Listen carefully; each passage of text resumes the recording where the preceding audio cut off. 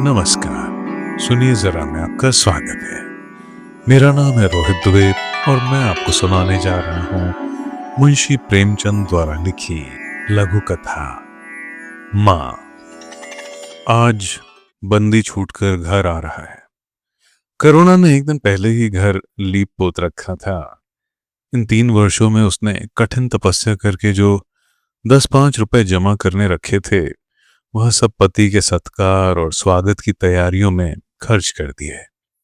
पति के लिए धोतियों का जोड़ा लाई थी, नए कुर्ते बनवाए थे, बच्चे के लिए नए कोट और टोपी की आयोजन की थी। बार बार बच्चे को गले लगाती और प्रसन्न होती। अगर इस बच्चे ने सूर्य की भांति उदय होकर उसके अंधेरे जीवन को प्रदीप्त न कर दिया होता, तो कदाचित ठोकरों ने उसके जीवन का अंत कर दिया होता। पति के कारावास दंड के 3 ही महीने बाद इस बालक का जन्म हुआ। उसी का मुंह देख देख कर करुणा ने यह 3 साल काट दिए थे। वह सोचती कि जब मैं बालक को उनके सामने ले जाऊंगी तो वह कितने प्रसन्न होंगे। उसे देखकर पहले तो चकित हो जाएंगे, फिर गोद में उठा लेंगे और कहेंगे, करुणा, तुमने यह रत्न देकर मुझे निहाल कर दिया। कैद के सारे कष्ट बालक की तोतली बातों में भूल जाएंगे। उसकी एक सरल, पवित्र, मोहक दृष्टि हृदय की सारी व्यथाओं को धो डालेगी। इस कल्पना का आनंद लेकर वह फूली न समाती थी। वह सोच रही थी, आदित्य के साथ बहुत से आदमी होंगे। जिस समय वह द्वार पर पहुंचेंगे, जय जय शंकर की ध्वनि से आकाश गूंज उठेगा। वह कितना स्वर्गीय दृश्य होगा। उन आदमियों के बैठने के लिए करुणा ने एक फटा सा टाट बिछा दिया था। कुछ पान बना लिए थे और बार बार आशामय नेत्रों से द्वार की ओर ताकती थी। पति की वह सुदृढ़, उदार, तेजपूर्ण मुद्रा बार बार आंखों में फिर जाती थी। उनकी वे बातें बार बार याद आती थीं जो चलते समय उनके मुख से निकली थीं। उनका वह धैर्य, वह आत्मबल जो पुलिस के प्रहारों के सामने भी अटल रहा था। वह मुस्कुराहट जो उस समय भी उनके अधरों पर खेल रही थी। वह आत्माभिमान जो उस समय भी उनके मुख से टपक रहा था। क्या करुणा के हृदय से कभी विस्मृत हो सकता था? उनका स्मरण आते ही करुणा के निस्तेज मुख पर आत्मगौरव की लालिमा छा गई। यही वह आलंबन था जिसने इन 3 वर्षों की घोर यातनाओं में भी उसके हृदय को आश्वासन दिया था। कितनी ही रातें फांकों से गुजरी, बहुधा घर में दीपक जलने की नौबत भी न आती थी, पर दीनता के आंसू कभी उसकी आंखों से न गिरे। आज उन सारी विपत्तियों का अंत हो जाएगा। पति के प्रगाढ़ आलिंगन में वह सब कुछ हंसकर झेल लेगी। वह अनंत निधि पाकर फिर उसे कोई अभिलाषा न रहेगी। गगन पथ का चिरगामी पथिक लपका हुआ विश्राम की ओर चला जाता था, जहां संध्या ने सुनहरी फर्श सजाया था और उज्जवल पुष्पों की सेज बिछा रखी थी। उसी समय करुणा को एक आदमी लाठी टेकता आता दिखाई दिया, मानो किसी जीर्ण मनुष्य की वेदना ध्वनि हो। पग पग पर रुककर खांसने लगता था। उसका सिर झुका हुआ था। करुणा उसका चेहरा न देख सकती थी, लेकिन चाल ढाल से कोई बूढ़ा आदमी मालूम होता था। पर एक क्षण में जब वह समीप आ गया तो करुणा उसे पहचान गई। वह उसका प्यारा पति ही था, किंतु शोक। उसकी सूरत कितनी बदल गई थी। वह जवानी, वह तेज, वह चपलता, वह सुगठन सब प्रस्थान कर चुका था। केवल हड्डियों का एक ढांचा रह गया था। न कोई संगी, न साथी, न यार, न दोस्त। करुणा उसे पहचानते ही बाहर निकल आई, पर आलिंगन की कामना हृदय में दबकर रह गई। सारे मंसूबे धूल में मिल गए। सारा मनोल्लास आंसुओं के प्रवाह में बह गया, विलीन हो गया। आदित्य ने घर में कदम रखते ही मुस्कुराकर करुणा को देखा, पर उस मुस्कान में वेदना का एक संसार भरा हुआ था। करुणा ऐसी शिथिल हो गई मानो हृदय का स्पंदन रुक गया हो। वह फटी हुई आंखों से स्वामी की ओर टकटकी बांधे खड़ी थी, मानो उसे अपनी आंखों पर अब भी विश्वास न आता हो। स्वागत या दुख का एक शब्द भी उसके मुंह से न निकला। बालक भी उसकी गोद में बैठा हुआ सहमी आंखों से इस कंकाल को देख रहा था और माता की गोद में चिपटा जाता था। आखिर उसने कातर स्वर में कहा, यह तुम्हारी क्या दशा है? बिल्कुल पहचाने नहीं जाते। आदित्य ने उसकी चिंता को शांत करने के लिए मुस्कुराने की चेष्टा करके कहा, कुछ नहीं, जरा दुबला हो गया हूं। तुम्हारे हाथों का भोजन पाकर फिर स्वस्थ हो जाऊंगा। करुणा बोली, छी, सूख कर कांटा हो गए। क्या वहां भरपेट भोजन भी नहीं मिलता? तुम कहते थे राजनीतिक आदमियों के साथ बड़ा अच्छा व्यवहार किया जाता है, और वह तुम्हारे साथी क्या हो गए जो तुम्हें आठों पहर घेरे रहते थे और तुम्हारे पसीने की जगह खून बहाने को तैयार रहते थे? आदित्य की त्योरियों पर बल पड़ गए। बोले, यह बड़ा ही कटु अनुभव है करुणा। मुझे ना मालूम था कि मेरे कैद होते ही लोग मेरी ओर से यूं आंखें फेर लेंगे, कोई बात भी न पूछेगा। राष्ट्र के नाम पर मिटने वालों का यही पुरस्कार है। यह मुझे न मालूम था। जनता अपने सेवकों को बहुत जल्द भूल जाती है, यह तो मैं जानता था, लेकिन अपने सहयोगी और सहायक कितने बेवफा होते हैं, इसका मुझे यह पहला ही अनुभव हुआ। लेकिन मुझे किसी से शिकायत नहीं। सेवा स्वयं अपना पुरस्कार है। मेरी भूल थी कि मैं इसके लिए यश और नाम चाहता था। करुणा बोली, तो क्या वहां भोजन भी न मिलता था? ये ना पूछो करुणा, बड़ी करुण कथा है। बस यही गनीमत समझो कि जीता लौट आया। तुम्हारे दर्शन बदे थे, नहीं कष्ट तो ऐसे ऐसे उठाए कि अब तक मुझे प्रस्थान कर जाना चाहिए था। मैं जरा लेटूंगा, खड़ा नहीं रहा जाता। दिन भर में इतनी दूर आया हूं। अच्छा, चलकर कुछ खा लो, आराम से लेटो। बालक को गोद में उठाकर, बाबूजी हैं बेटा, तुम्हारे बाबूजी, इनकी गोद में जाओ, तुम्हें प्यार करेंगे। आदित्य ने आंसू भरी आंखों से बालक को देखा और उनका एक एक रोम उनका तिरस्कार करने लगा।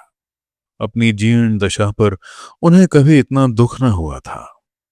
ईश्वर की असीम दया से यदि उनकी दशा संभल जाती तो वह फिर कभी राष्ट्रीय आंदोलनों के समीप न जाते। इस फूल से बच्चे को यूं संसार में लाकर दरिद्रता और दीनता की आग में झोंकने का उन्हें क्या अधिकार था? वह अब लक्ष्मी की उपासना करेंगे और अपना क्षुद्र जीवन बच्चे के लालन पालन के लिए अर्पित कर देंगे। उन्हें उस समय ऐसा ज्ञात हुआ कि बालक उन्हें अपेक्षा की दृष्टि से देख रहा है, मानो कह रहा है, मेरे साथ आपने अपना कौन सा कर्तव्य पालन किया? उनकी सारी कामना, सारा प्यार बालक को हृदय से लगा लेने के लिए अधीर हो उठा, पर हाथ फैला न सके। हाथों में शक्ति ही न थी। करुणा बालक को ले हुए उठी और थाली में कुछ भोजन निकाल कर लाई। आदित्य ने क्षुधापूर्ण नेत्रों से थाली की ओर देखा, मानो आज बहुत दिनों के बाद कोई खाने की चीज सामने आई है। जानता था कि कई दिनों के उपवास के बाद और आरोग्य की इस गई गुजरी दशा में उसे जवान को काबू में रखना चाहिए, पर सब्र न कर सका। थाली पर टूट पड़ा और देखते देखते थाली साफ कर दी। करुणा सशंक हो गई। उसने दोबारा किसी चीज के लिए न पूछा। थाली उठाकर चली गई, पर उसका दिल कह रहा था, इतना तो यह कभी न खाते थे। करुणा बच्चे को कुछ खिला रही थी कि एकाएक कानों में आवाज आई, करुणा। करुणा ने आकर पूछा, क्या तुमने मुझे पुकारा है? आदित्य का चेहरा पीला पड़ गया था और सांस जोर जोर से चल रही थी। हाथों के सहारे वहीं टाट पर लेट गए थे। करुणा उनकी यह हालत देखकर घबरा गई। बोली, जाकर किसी वैद्य को बुला लाऊं? आदित्य ने हाथ के इशारे से उसे मना करके कहा, व्यर्थ है करुणा, अब तुमसे छिपाना व्यर्थ है। मुझे सिल हो गया है। कई बार मरते मरते बच गया हूं। तुम लोगों के दर्शन बदे थे, इसलिए प्राण न निकलते थे। देखो प्रिय, रो मत। करुणा ने सिसकियों को दबाते हुए कहा। मैं वैद्य जी को लेकर अभी आती हूं। आदित्य ने फिर सिर हिलाया। नहीं करुणा, केवल मेरे पास बैठी रहो। अब किसी से कोई आशा नहीं है। डॉक्टरों ने जवाब दे दिया है। मुझे तो यही आश्चर्य है कि यहां पहुंच कैसे गया। ना जाने कौन सी दैवी शक्ति मुझे वहां से खींच लाई। कदाचित यह इस बुझते हुए दीपक की अंतिम झलक थी। आह, मैंने तुम्हारे साथ बड़ा अन्याय किया। इसका मुझे हमेशा दुख रहेगा। मैं तुम्हें कोई आराम न दे सका, तुम्हारे लिए कुछ न कर सका। केवल सुहाग का दाग लगाकर और एक बालक के पालन का भार छोड़कर चला जा रहा हूं। आह। करुणा ने हृदय को दृढ़ करके कहा। तुम्हें कहीं दर्द तो नहीं हो रहा है? आग बना लाऊं? कुछ बताते क्यों नहीं? आदित्य ने करवट बदलकर कहा। कुछ करने की जरूरत नहीं है प्रिय। कहीं दर्द नहीं, बस ऐसा मालूम हो रहा है कि दिल बैठा जाता है, जैसे पानी में डूबा जाता हूं। जीवन की लीला समाप्त हो रही है। दीपक को बुझते हुए देख रहा हूं। कह नहीं सकता कब आवाज बंद हो जाए। जो कुछ कहना है वह कह डालना चाहता हूं। क्यों वह लालसा ले जाऊं? मेरे एक प्रश्न का जवाब दोगी? पूछूं? करुणा के मन की सारी दुर्बलता, सारा शोक, सारी वेदना मानो लुप्त हो गई और उनकी जगह उस आत्मबल का उदय हुआ जो मृत्यु पर हंसता है और विपत्ति के सांपों से खेलता है। रत्न जटित मखमली मयान में जैसे तेज तलवार छिपी रहती है, जल के कोमल प्रवाह में जैसे असीम शक्ति छिपी रहती है, वैसे ही रमणी का कोमल हृदय साहस और धैर्य को अपनी गोद में छिपाए रहती है। क्रोध जैसे तलवार को बाहर खींच लेता है, विज्ञान जैसे जल शक्ति का उद्घाटन कर लेता है, वैसे ही प्रेम रमणी के साहस और धैर्य को प्रदीप्त कर देता है।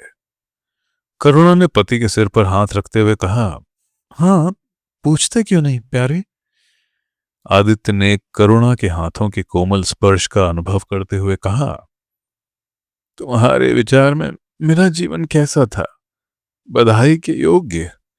देखो, तुमने मुझसे कभी पर्दा नहीं रखा।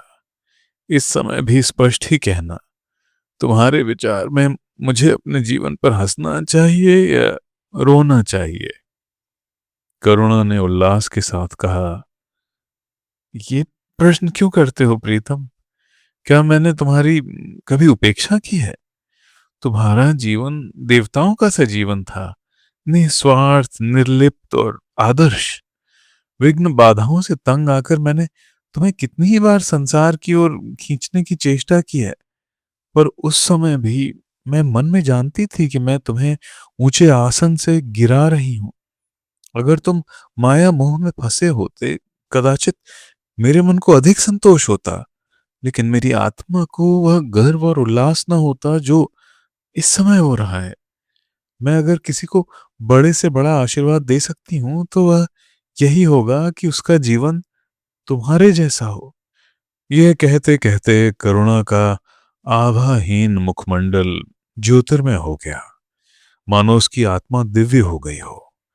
आदित्य ने सगर्व नेत्रों से करुणा को देखकर कहा। बस, अब मुझे संतोष हो गया करुणा। इस बच्चे की ओर से मुझे कोई शंका नहीं है। मैं उसे इससे अधिक कुशल हाथों में नहीं छोड़ सकता। मुझे विश्वास है कि जीवन का यह ऊंचा और पवित्र आदर्श सदैव तुम्हारे सामने रहेगा। अब मैं मरने को तैयार हूं। अध्याय 2। 7 वर्ष बीत गए। बालक प्रकाश अब 10 साल का रूपवान, बलिष्ठ, प्रसन्न मुख कुमार था। बला का तेज, साहसी और मनस्वी। भय तो उसे छू भी नहीं गया था। करुणा का संतप्त हृदय उसे देखकर शीतल हो जाता।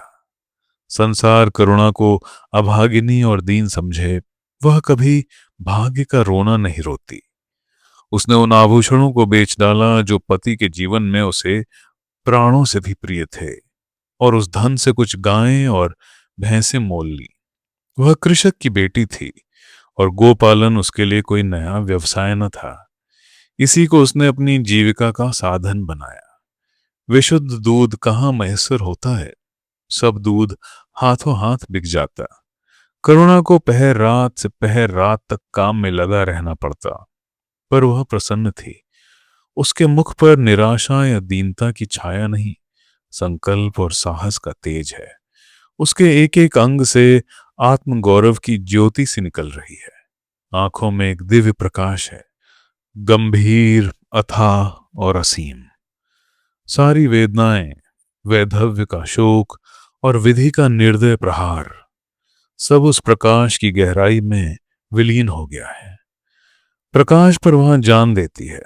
उसका आनंद, उसकी अभिलाषा, उसका संसार, उसका स्वर्ग, सब प्रकाश पर न्यौछावर है। पर यह मजाल नहीं कि प्रकाश कोई शरारत करे और करुणा आंखें बंद कर ले। नहीं, वह उसके चरित्र की बड़ी कठोरता से देखभाल करती है। वह प्रकाश की मां ही नहीं, मां बाप दोनों है। उसके पुत्र स्नेह में माता की ममता के साथ पिता की कठोरता भी मिली हुई है। पति के अंतिम शब्द अभी तक उसके कानों में गूंज रहे हैं। वह आत्मोल्लास जो उनके चेहरे पर झलकने लगा था, वह गर्वमयी लाली जो उनकी आंखों में छा गई थी, अभी तक उसकी आंखों में फिर रही है।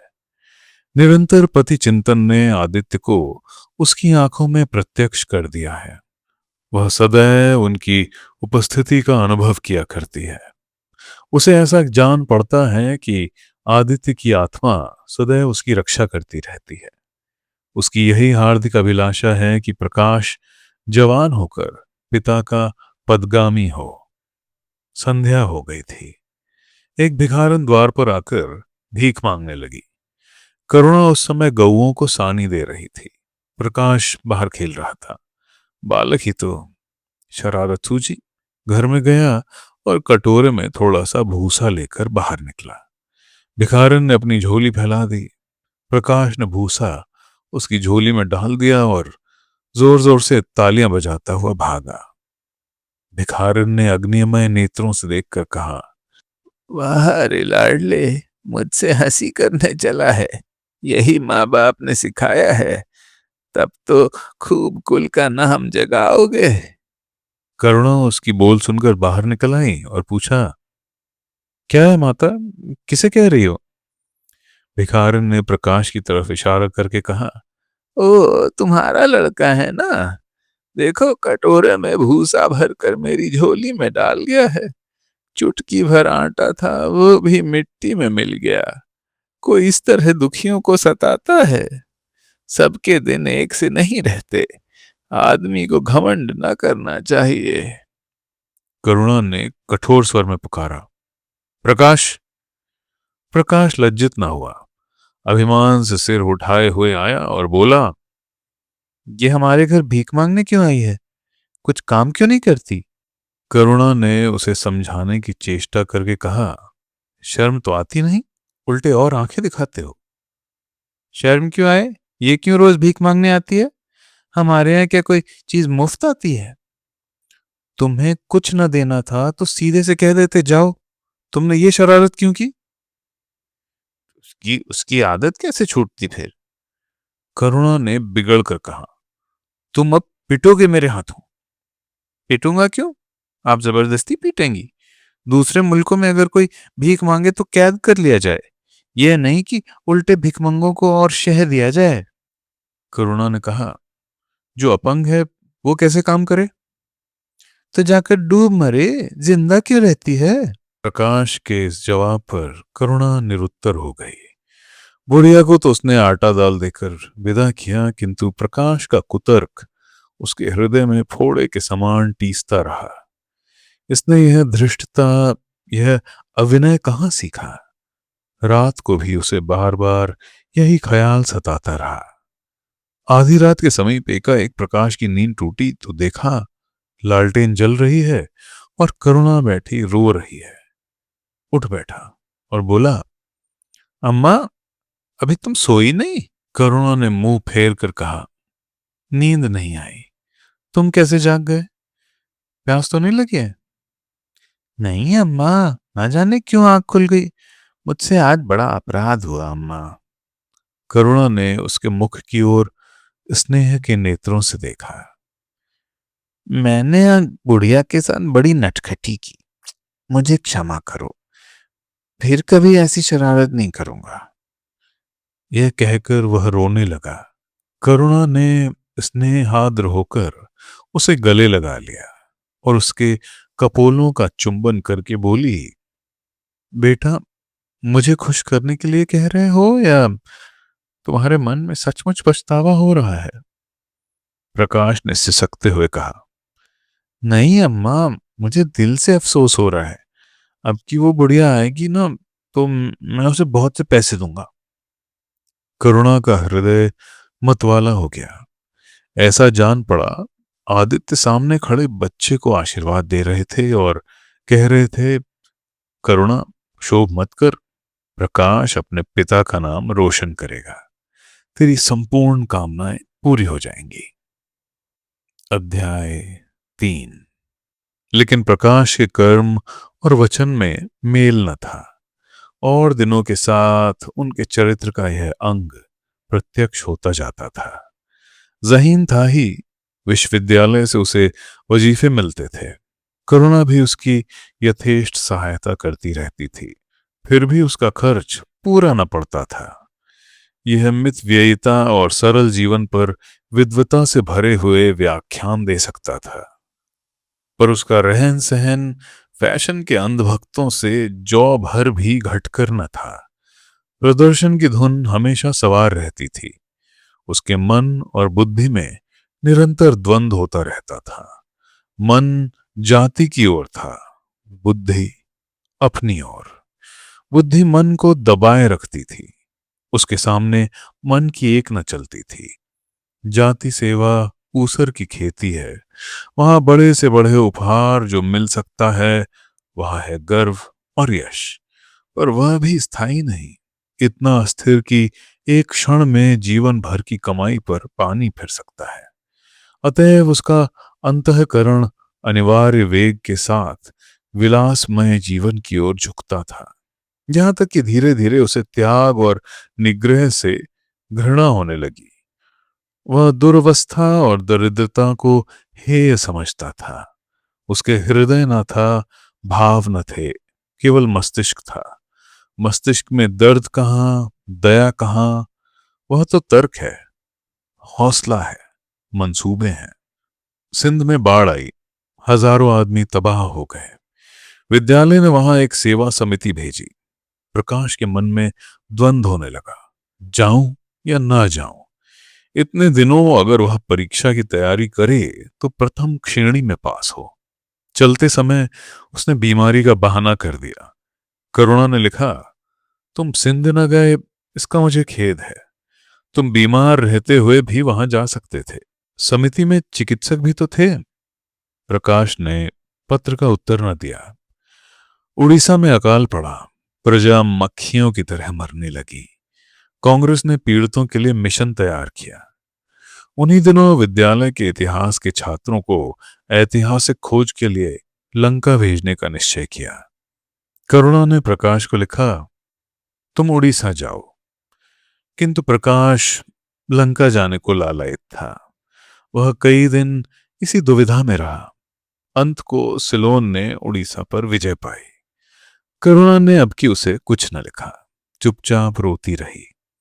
सिलोन से लौटकर प्रकाश छुट्टियों में घर गया। करुणा उससे खींची खींची रही। प्रकाश मन में लज्जित हुआ और संकल्प किया कि अब की कोई अवसर आया तो अम्मा को अवश्य प्रसन्न करूंगा। यह निश्चय करके वह विद्यालय लौटा, लेकिन यहां आते ही फिर परीक्षा की फिक्र सवार हो गई। यहां तक कि परीक्षा के दिन आ गए। मगर इम्तिहान से फुर्सत पाकर भी प्रकाश घर न गया। विद्यालय के एक अध्यापक कश्मीर सैर करने जा रहे थे। प्रकाश उन्हीं के साथ कश्मीर चल खड़ा हुआ। जब परीक्षा फल निकले और प्रकाश प्रथम आया, तब उसे घर की याद आई। उसने तुरंत करुणा को पत्र लिखा और अपने आने की सूचना दी। माता को प्रसन्न करने के लिए उसने दो चार शब्द जाति सेवा के विषय में भी लिखे कि अब मैं आपकी आज्ञा का पालन करने को तैयार हूं। मैंने शिक्षा संबंधी कार्य करने का निश्चय किया है। इसी विचार से मैंने यह विशिष्ट स्थान प्राप्त किया है। हमारे नेता भी तो विद्यालयों के आचार्यों ही का सम्मान करते हैं। अभी तक इन उपाधियों के मोह से मुक्त नहीं हुए हैं। यह उपाधि लेकर वास्तव में मैंने अपने सेवा मार्ग से एक बाधा हटा दी है। हमारे नेता भी योग्यता, सदुत्साह, लगन का उतना सम्मान नहीं करते जितना उपाधियों का। अब सब मेरी इज्जत करेंगे और जिम्मेदारी का काम सौंपेंगे जो पहले मांगे भी न मिलता। करुणा की आस फिर बंधी। अध्याय 4। विद्यालय खुलते ही प्रकाश के नाम रजिस्ट्री का पत्र पहुंचा। उन्होंने प्रकाश को इंग्लैंड जाकर विद्याभ्यास करने के लिए सरकार ने वजीफे की मंजूरी की सूचना दी थी। प्रकाश पत्र हाथ में लिए हर्ष के उन्माद में जाकर मां से बोला, अम्मा, इंग्लैंड जाकर पढ़ने के लिए सरकारी वजीफा मिल गया। करुणा ने उदासीन भाव से पूछा, तो तुम्हारा क्या इरादा है? मेरा इरादा? ऐसा अवसर पाकर भला कौन छोड़ता है? तुम तो स्वयं सेवकों में भर्ती होने जा रहे थे। तो क्या आप समझती हैं स्वयं सेवक बन जाना ही जाति सेवा है? मैं इंग्लैंड से आकर भी तो सेवा कार्य कर सकता हूं। और अम्मा, सच पूछो तो एक मजिस्ट्रेट अपने देश का जितना उपकार कर सकता है उतना 1000 स्वयं सेवक मिलकर भी नहीं कर सकते। मैं तो सिविल सर्विस की परीक्षा में बैठूंगा और मुझे विश्वास है कि सफल हो जाऊंगा। करुणा ने चकित होकर पूछा, तो क्या तुम मजिस्ट्रेट हो जाओगे? प्रकाश बोला, सेवा भाव रखने वाला एक मजिस्ट्रेट कांग्रेस के 1000 सभापतियों से ज्यादा उपकार कर सकता है। अखबारों में उसकी लंबी लंबी तारीफें न छपेंगी, उसकी वक्तृताओं पर तालियां न बजेंगी, जनता उसके जलूस की गाड़ी न खींचेगी और न विद्यालयों के छात्र उसको अभिनंदन पत्र। पर सच्ची सेवा मजिस्ट्रेट ही कर सकता है। करुणा ने आपत्ति के भाव से कहा, लेकिन यही मजिस्ट्रेट जो जाति के सेवकों को सजाए देते हैं, उन पर गोलियां चलाते हैं। अरे, अगर मजिस्ट्रेट के हृदय में परोपकार का भाव है तो वह नरमी से वही काम कर सकता है जो दूसरे गोलियां चलाकर भी नहीं कर सकते। करुणा बोली, मैं यह न मानूंगी। सरकार अपने नौकरों को इतनी स्वाधीनता नहीं देती। वह एक नीति बना देती है और हर एक सरकारी नौकर को उसका पालन करना पड़ता है। सरकार की पहली नीति यह है कि वह दिन दिन अधिक संगठित और दृढ़ हो। इसके लिए स्वाधीनता के भावों का दमन करना जरूरी है। अगर कोई मजिस्ट्रेट इस नीति के विरुद्ध काम करता है तो वह मजिस्ट्रेट न रहेगा। वह हिंदुस्तानी मजिस्ट्रेट था जिसने तुम्हारे बाबूजी को जरा सी बात पर 3 साल की सजा दे दी। इस सजा ने उनके प्राण लिए।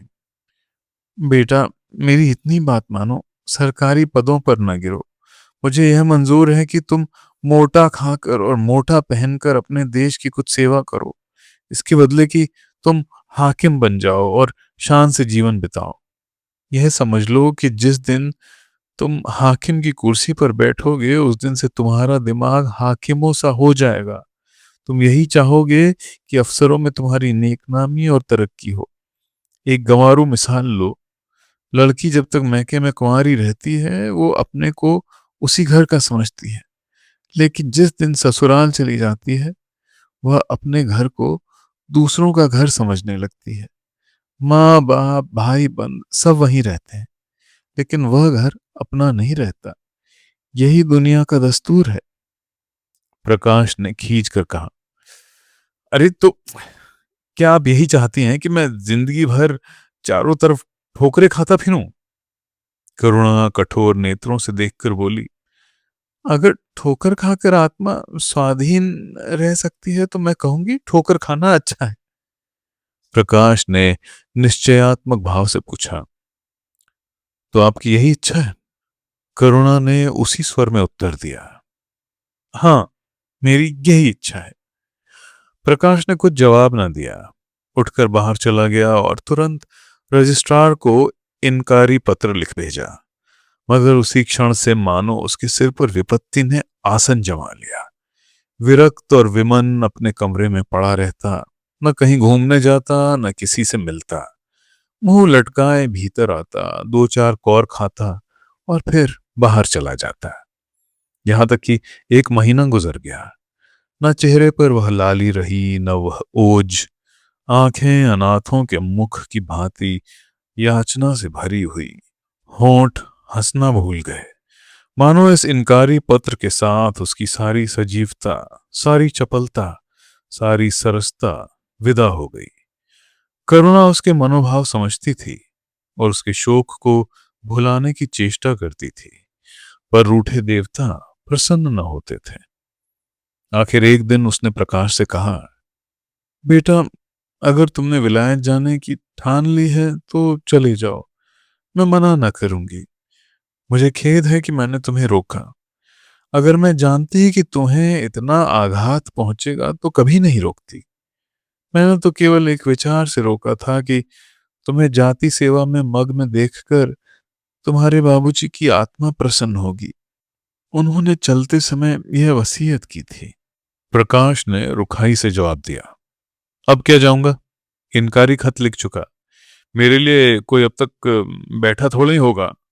कोई दूसरा लड़का चुन लिया गया होगा। और फिर करना ही क्या है? जब आपकी मर्जी है कि गांव गांव की खाक छानता फिरूं तो वही सही। करुणा का गर्व चूर चूर हो गया।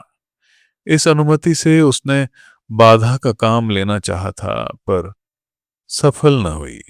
बोली, अभी न चुना गया होगा, लिख दो, मैं जाने को तैयार हूं। प्रकाश ने झुंझला कर कहा, अब कुछ नहीं हो सकता, लोग हंसी उड़ाएंगे। मैंने तय कर लिया है कि जीवन को अपनी इच्छा के अनुकूल बनाऊंगा। करुणा बोली, तुमने अगर शुद्ध मन से यह इरादा किया होता तो यूं न रहते। तुम मुझसे सत्याग्रह कर रहे हो। अगर मन को दबाकर मुझे अपनी राह का कांटा समझकर तुमने मेरी इच्छा पूरी भी की तो क्या? मैं तो जब जानती कि तुम्हारे मन में आप ही आप सेवा का भाव उत्पन्न होता। तुम आज ही रजिस्ट्रार साहब को पत्र लिख दो। अब नहीं लिख सकता तो इसी शोक में तने बैठे रहोगे, लाचारी में। करुणा ने कुछ और न कहा। जरा देर में प्रकाश ने देखा कि वह कहीं जा रही है, मगर वह कुछ बोला नहीं। करुणा के लिए बाहर आना जाना कोई असाधारण बात न थी, लेकिन जब संध्या हो गई और करुणा न आई तो प्रकाश को चिंता होने लगी। अम्मा कहाँ गईं? यह प्रश्न बार बार उसके मन में उठने लगा। प्रकाश सारी रात द्वार पर बैठा रहा। भांति भांति की शंकाएं मन में उठने लगीं। उसे अब याद आया, चलते समय करुणा कितनी उदास थी, उसकी आंखें कितनी लाल थीं। यह बातें प्रकाश को उस समय क्यों न नजर आईं? वह क्या स्वार्थ में अंधा हो गया था? हाँ, अब प्रकाश को याद आया, माता ने साफ सुथरे कपड़े पहने थे, उसके हाथ में छतरी भी थी। तो क्या वह कहीं बहुत दूर गई हैं? किससे पूछे? अनिष्ट के भय से प्रकाश रोने लगा। श्रावण की अंधेरी भयानक रात थी। आकाश में श्याम मेघमालाएं भीषण स्वप्न की भांति छाई हुई थीं। प्रकाश रह रहकर आकाश की ओर देखता था, मानो करुणा उन्हीं मेघमालाओं में छिपी बैठी है। उसने निश्चय किया, सवेरा होते ही मां को खोजने चलूंगा। और अगर किसी ने द्वार खटखटाया। प्रकाश ने दौड़कर खोला तो देखा करुणा खड़ी है। उसका मुखमंडल इतना खोया हुआ, इतना करुण था, जैसे आज ही उसका सुहाग उठ गया है, जैसे अब संसार में उसके लिए कुछ नहीं रहा, जैसे वह नदी के किनारे खड़ी अपनी लदी हुई नाव को डूबती देख रही है और कुछ कर नहीं सकती। प्रकाश ने अधीर होकर पूछा, अम्मा कहीं चली गई थी? बहुत देर लगाई? करुणा ने भूमि की ओर ताकते हुए जवाब दिया, एक काम से गई थी, देर हो गई। यह कहते हुए उसने प्रकाश के सामने एक बंद लिफाफा फेंक दिया। प्रकाश ने उत्सुक होकर लिफाफा उठा लिया। ऊपर ही विद्यालय की मुहर थी। तुरंत ही लिफाफा खोलकर पढ़ा। हल्की सी लालिमा चेहरे पर दौड़ गई। पूछा, ये तुम्हें कहाँ मिल गया अम्मा? तुम्हारे रजिस्ट्रार के पास से लाई हूं। क्या, तुम वहां चली गई थी? और क्या करती, कल तो गाड़ी का समय ना था। मोटर ले ली थी। प्रकाश एक क्षण तक मौन खड़ा रहा, फिर कुंठित स्वर में बोला, जब तुम्हारी इच्छा नहीं है तो क्यों मुझे भेज रही हो? करुणा ने विरक्त भाव से कहा, इसलिए कि तुम्हारी जाने की इच्छा है। तुम्हारा यह मलिन वेश नहीं देखा जाता। अपने जीवन के 20 वर्ष तुम्हारी हित कामना पर अर्पित कर दिए। अब तुम्हारी महत्वाकांक्षा की हत्या नहीं कर सकती। तुम्हारी यात्रा सफल हो, यही मेरी हार्दिक अभिलाषा है। करुणा का कंठ रुंध गया और कुछ न कह सकी। अध्याय 5। प्रकाश उसी दिन से यात्रा की तैयारियां करने लगा। करुणा के पास जो कुछ था वह सब खर्च हो गया। कुछ ऋण भी लेना पड़ा। नए सूट बने, सूटकेस लिए गए। प्रकाश अपनी धुन में मस्त था। कभी किसी चीज की फरमाइश लेकर आता, कभी किसी चीज की। करुणा इस एक सप्ताह में कितनी दुर्बल हो गई है। उसके बालों पर कितनी सफेदी आ गई है। चेहरे पर कितनी झुर्रियां पड़ गई हैं, यह उसे कुछ न नजर आता। उसकी आंखों में इंग्लैंड के दृश्य समाये हुए थे। महत्वाकांक्षा आंखों पर पर्दा डाल देती है। प्रस्थान का दिन आया। आज कई दिन के बाद धूप निकली थी। करुणा स्वामी के पुराने कपड़ों को बाहर निकाल रही थी। उनकी गाढ़ी की चादरें, खद्दर के कुर्ते, पजामे और लिहाफ अभी तक संदूक में संचित थे। प्रतिवर्ष वे धूप में सुखाए जाते और झाड़ पोंछ कर रख दिए जाते थे। करुणा ने आज फिर उन कपड़ों को निकाला, मगर सुखाकर रखने के लिए नहीं, गरीबों को बांट देने के लिए। वह आज पति से नाराज है। वह लुटिया, डोर और घड़ी जो आदित्य की चिरसंगिनी थी और जिनकी आज 20 वर्ष से करुणा ने उपासना की थी, आज निकालकर आंगन में फेंक दी गईं। वह झोली जो बरसों आदित्य के कंधों पर आरूढ़ रह चुकी थी, आज कूड़े में डाल दी गई। वह चित्र जिसके सामने आज 20 वर्ष से करुणा सिर झुकाती थी, आज बड़ी निर्दयता से भूमि पर डाल दिया गया। पति का कोई स्मृति चिन्ह वह अब अपने घर में नहीं रखना चाहती। उसका अंतःकरण शोक और निराश से विदीर्ण हो गया है और पति के सिवा वह किस पर क्रोध उतारे? कौन उसका अपना है? वह किससे अपनी व्यथा कहे, किसे अपनी छाती चीर कर दिखाए? वह होते तो क्या आज प्रकाश दास्ता की जंजीर गले में डालकर फूला न समाता? उसे कौन समझाए कि आदित्य भी इस अवसर पर पछताने के सिवा और कुछ न कर सकते। प्रकाश के मित्रों ने आज उसे विदाई का भोज दिया था। वहां से वह संध्या समय कई मित्रों के साथ मोटर पर लौटा। सफर का सामान मोटर पर रख दिया गया। तब वह अंदर जाकर मां से बोला, अम्मा, जाता हूं, बंबई पहुंचकर पत्र लिखूंगा। तुम्हें मेरी कसम, रोना मत और मेरे खतों का जवाब बराबर देना।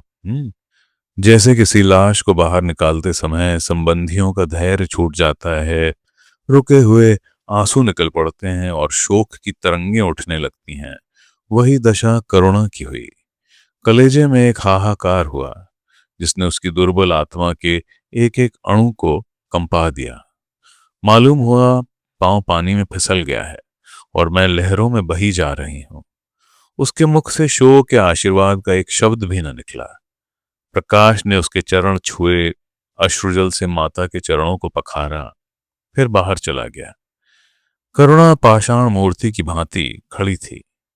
सहसा ग्वाले ने आकर कहा, बाबूजी, भैया चले गए, बहुत रोते थे। कब करुणा की समाधि टूटी। देखा सामने कोई नहीं है। घर में मृत्यु का सा सन्नाटा छाया हुआ है और मानो हृदय की गति बंद हो गई है। सहसा करुणा की दृष्टि ऊपर उठ गई। उसने देखा कि आदित्य अपनी गोद में प्रकाश की निर्जीव देह लिए खड़े रो रहे हैं। करुणा पछाड़ खाकर गिर पड़ी। आखिरी अध्याय, अध्याय 6। करुणा जीवित थी, पर संसार से उसका कोई नाता न था। उसका छोटा सा संसार, जिसे उसने अपनी कल्पनाओं के हृदय में रचा था, स्वप्न की भांति अनंत में विलीन हो गया था। जिस प्रकाश को सामने देखकर वह जीवन की अंधेरी रात में भी हृदय में आशाओं की संपत्ति लिए जी रही थी, वह बुझ गया और संपत्ति लुट गई। अब न कोई आश्रय था और न उसकी जरूरत। जिन गऊओं को वह दोनों वक्त अपने हाथों से दाना चारा देती और सहलाती थी, अब खूंटे पर बंधी निराश नेत्रों से द्वार की ओर ताकती रहती थी। बछड़ों को गले लगाकर चुमकारने वाला अब कोई न था। किसके लिए दूध दुहे, मस्का निकाले? खाने वाला कौन था? करुणा ने अपने छोटे से संसार को अपने ही अंदर समेट लिया था। किंतु एक ही सप्ताह में करुणा के जीवन ने फिर रंग बदला। उसका छोटा सा संसार फैलते फैलते विश्वव्यापी हो गया। जिस लंगर ने नौका को तट से एक केंद्र पर बांध रखा था, वह उखड़ गया। अब नौका सागर के अशेष विस्तार में भ्रमण करेगी, चाहे वह उद्याम तरंगों के वक्ष ही में क्यों न विलीन हो जाए। करुणा द्वार पर जा बैठती और मोहल्ले भर के लड़कों को जमा करके दूध पिलाती। दोपहर तक मक्खन निकालती और वह मक्खन मोहल्ले के लड़के खाते। फिर भांति भांति के पकवान बनाती और कुत्तों को खिलाती। अब यही उसका नित्य का नियम हो गया। चिड़िया, कुत्ते, बिल्लियां, चींटे, चींटियां सब अपने हो गए। प्रेम का वह द्वार अब किसी के लिए बंद न था। उस अंगुल भर जगह में जो प्रकाश के लिए भी काफी न थी, अब समस्त संसार समा गया। एक दिन प्रकाश का पत्र आया। करुणा ने उसे उठाकर फेंक दिया। फिर थोड़ी देर के बाद उसे उठाकर फाड़ डाला और चिड़ियों को दाना चुगाने लगी। मगर जब निशा योगिनी ने अपनी धूनी जलाई और वेदनाएं उससे वरदान मांगने के लिए विकल होकर चलीं, तो करुणा की मनोवेदना भी सजग हो उठी। प्रकाश का पत्र पढ़ने के लिए उसका मन व्याकुल हो उठा। उसने सोचा, प्रकाश मेरा कौन है? मेरा उससे क्या प्रयोजन? हाँ, प्रकाश मेरा कौन है? हृदय ने उत्तर दिया, प्रकाश तेरा सर्वस्व है। वह तेरे उस अमर प्रेम की निशानी है जिससे तू सदैव के लिए वंचित हो गई। वह तेरे प्राणों का प्राण है, जीवन दीपक का प्रकाश, तेरे संचित कामनाओं का माधुर्य, तेरे अश्रुजल में विहार करने वाला हास्य। करुणा उस पत्र के टुकड़ों को जमा करने लगी, मानो उसके प्राण बिखर गए हों। एक एक टुकड़ा उसे अपने खोए हुए प्रेम का एक एक पद चिन्ह सा मालूम होता था। जब सारे पुर्जे जमा हो गए, तो करुणा दीपक के सामने बैठकर उन्हें जोड़ने लगी, जैसे कोई वियोगी हृदय प्रेम के टूटे हुए तारों को जोड़ रहा हो। हाय रे ममता! वह अभागिनी सारी रात उन पुर्जों को जोड़ने में लगी रही। पत्र दोनों ओर लिखा हुआ था, इसलिए पुर्जों को ठीक स्थान पर रखना और भी कठिन था। कोई शब्द, कोई वाक्य बीच में गायब हो जाता। उसे एक टुकड़े को वह फिर खोजने लगती। सारी रात बीत गई, पर पत्र अभी अपूर्ण था। दिन चढ़ाया। मोहल्ले के लौंडे मक्खन और दूध की चाट में एकत्र हो गए। कुत्तों और बिल्लियों का आगमन हुआ। चिड़ियां आ आकर आंगन में फुदकने लगीं। कोई ओखली पर बैठी, कोई तुलसी के चौतरे पर करुणा को सिर उठाने की फुर्सत नहीं। दोपहर हुआ। करुणा ने सिर न उठाया। न भूख थी, न प्यास थी। फिर सनध्य हो गई, पर वह पत्र अभी तक अधूरा था। पत्र का आशय समझ में आ रहा था। प्रकाश का जहाज कहीं से कहीं जा रहा है। उसके हृदय में कुछ उठा हुआ है। क्या उठा हुआ है? पर करुणा न सोच सकी। प्यास से तड़पते हुए आदमी की प्यास क्या ओस से बुझ सकती है? करुणा पुत्र की लेखनी से निकले हुए एक एक शब्द को पढ़ना और उसे अपने हृदय पर अंकित कर लेना चाहती थी। इस भांति 3 दिन गुजर गए। संध्या हो गई थी। 3 दिन की जगी आंखें जरा झपक गईं। करुणा ने देखा, एक लंबा चौड़ा कमरा है। उसमें मेजें और कुर्सियां लगी हुई हैं। बीच में एक ऊंचे मंच पर कोई आदमी बैठा हुआ है। करुणा ने ध्यान से देखा। वह प्रकाश था। एक क्षण में एक कैदी उसके सामने लाया गया। उसके हाथ पांव में जंजीर थी, कमर झुकी हुई। यह आदित्य थे। करुणा की आंखें खुल गईं, आंसू बहने लगे। पत्र के टुकड़ों को फिर समेट लिया और उसे जलाकर राख कर डाला। राख की एक चुटकी के सिवा वहां कुछ न रहा। यही उस ममता की चिता थी जो उसके हृदय को विदीर्ण किए डालती थी। इसी एक चुटकी राख में उसका गुड़ियों वाला बचपन, उनका संतप्त यौवन और उसका तृष्णामय वैधव्य सब समा गया। प्रातःकाल लोगों ने देखा तो पक्षी पिंजड़े से उड़ चुका था। आदित्य का चित्र अब भी उसके शून्य हृदय से चिपका हुआ था। वह भग्न हृदय पति की स्नेह स्मृति में विश्राम कर रहा था और प्रकाश का जहाज यूरोप चला जा रहा था। तो मित्रों, ये थी मुंशी प्रेमचंद द्वारा लिखी लघु कथा मां। आशा है आपको इसका वाचन पसंद आया हो। लाइक, सब्सक्राइब और शेयर करना मत भूलिएगा। इस प्लेलिस्ट में हम आगे उनकी लिखी और भी रचनाओं को लाते रहेंगे। सुनने के लिए धन्यवाद।